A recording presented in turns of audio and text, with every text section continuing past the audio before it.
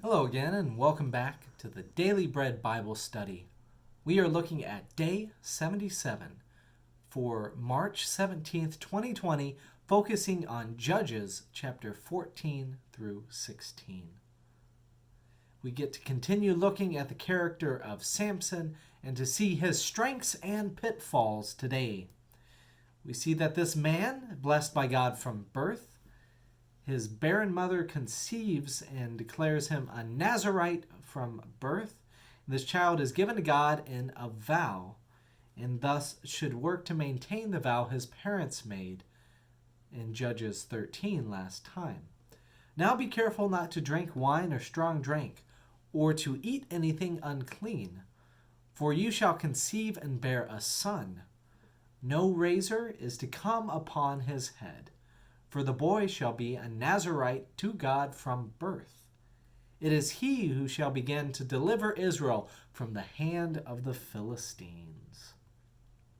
In many ways, there is a consecration upon Samson's head already, both in a figurative and a literal sense. In the figurative sense, it says in Numbers chapter 6, verse 8, all their days as Nazarites, they are holy to the Lord. And then in Numbers 6:18, then the Nazarites shall shave their consecrated head at the entrance of the tent of meeting, and shall take the hair from their consecrated head and put it in the fire under the sacrifice of well-being.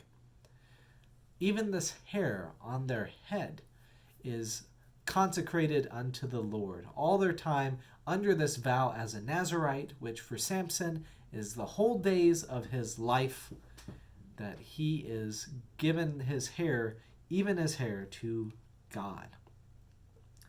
So being a Nazarite, very important in Numbers chapter 6, and this connection to the hair will be remembered there as we look at it coming up in Judges 14. So in Judges 14, 2 through 3, Samson came up and told his father and mother, I saw a Philistine woman at Timnah.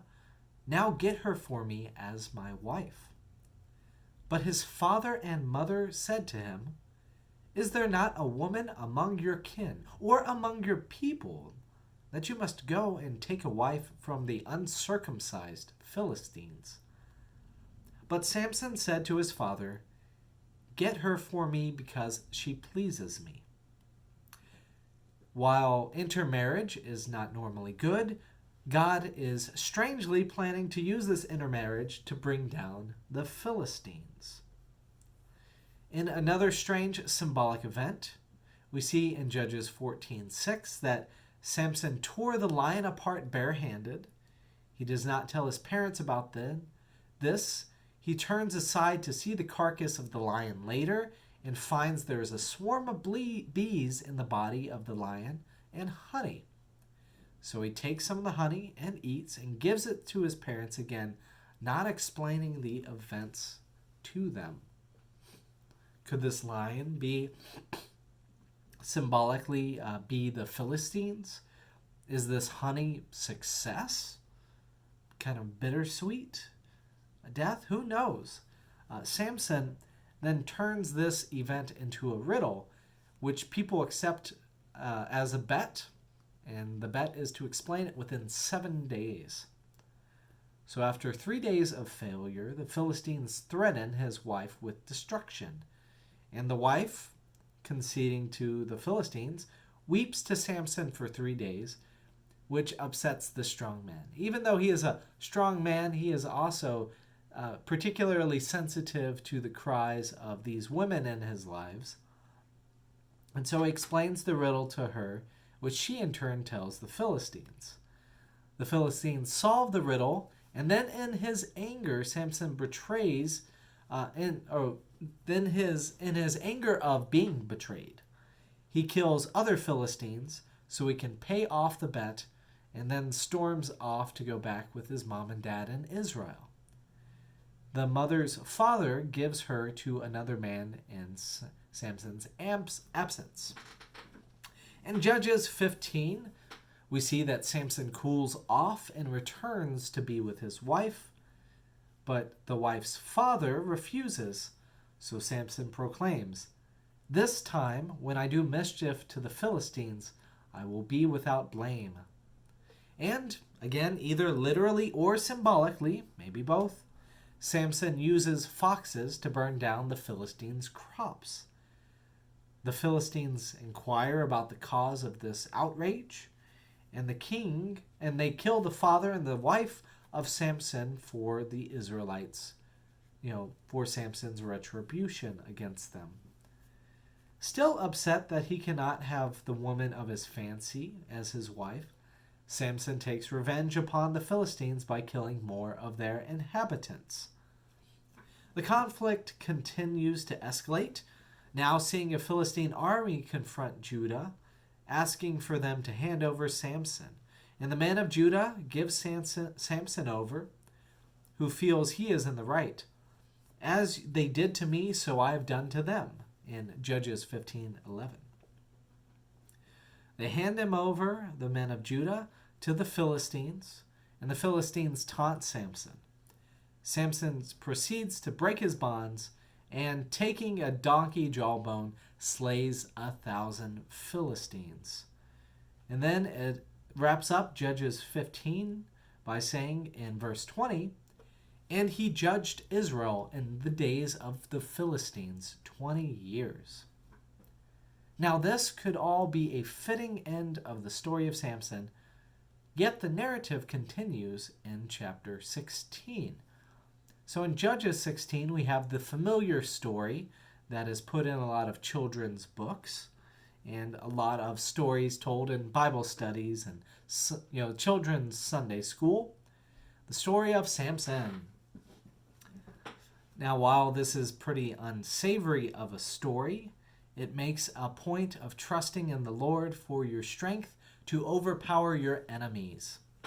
So we see that here, that Samson appears as this kind of carnal brute going around the region of the Philistines, going to sleep with women and create general havoc. He starts first in Gaza and spends the night with a prostitute.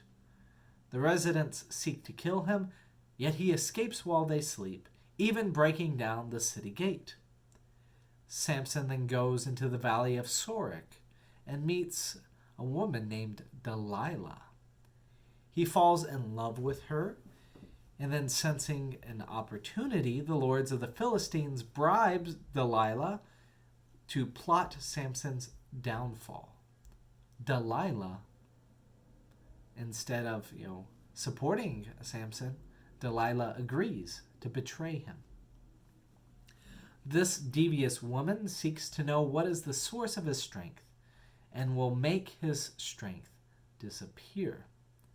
So using his infatuation with her as deception and to her advantage, Delilah asks Samson, and he responds, "Well, if they bind me with 7 fresh bowstrings that are not dried out, then I shall become weak and be like anyone else."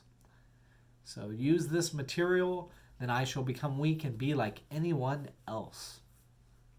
So Delilah binds Samson and then shouts, "The Philistines are upon you, Samson."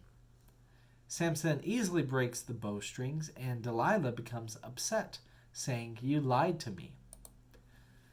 I always find it strange here that in this series of Delilah asking, "Tell me again," Samson coming up with a new opportunity, including new ropes or 7 locks of his hair that are tied and but yet broken, in that he doesn't catch on that Delilah is working in cahoots with the Philistines, but he is apparently seen not to be very bright, but wants to stick around with the woman either due to arrogance or because he just wants to have his way instead of being what God's way would be, and not intermarrying, because that could bring a downfall upon your head. But anyways, in Judges 16:16 through 17, finally, after she nagged with him with her words day after day and pestered him, he was tired to death. He didn't like the complaining of women. and so he told her his whole secret. A shaved head makes me normal, which is an obvious parallel going back to Numbers chapter 6 and the vows of a Nazirite. So with this secret known, Delilah removes Samson's hair, and Samson's strength is gone. He is captured and tortured by the Philistines, and they ship him humbled and binded to Gaza. Over time, Samson's hair grows back, and if the hair is the sign of the covenant between the Nazirite and God, well, then this is renewing the covenant, the promise made with God, which will lead to returning of his ability to have strength. In Judges 16:25, the Philistines are having their way, and when their hearts were merry, they said, "Call Samson and let him entertain us." So they called Samson out of the prison, and he performed for them. And they made him stand between the pillars. So there, with all the lords of the Philistines gathered in this one place, in this house of worship to a false god, Dagon, Samson prays to God in their midst, saying, "Lord God, remember me and strengthen me only this once, O God, so that with the act of revenge I may pay back the Philistines for my 2 eyes."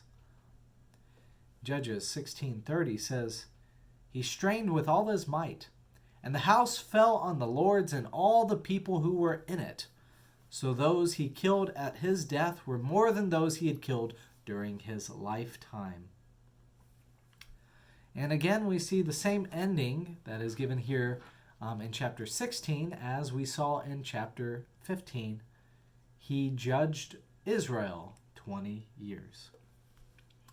So there's a lot going on in the story of Samson, and it's a vivid kind of fantasy story that we have through this character called Samson. Yet the call for consecrated people of the Lord to pray for overpowering any obstacle is very clear. We're called to call upon God, and God will be our strength and protect our heads, even in times where overwhelming and challenging obstacles are. So if you find yourself with any challenges or obstacles these days, may you turn to God, and may God grant you that ability to overcome those challenges with strength from within.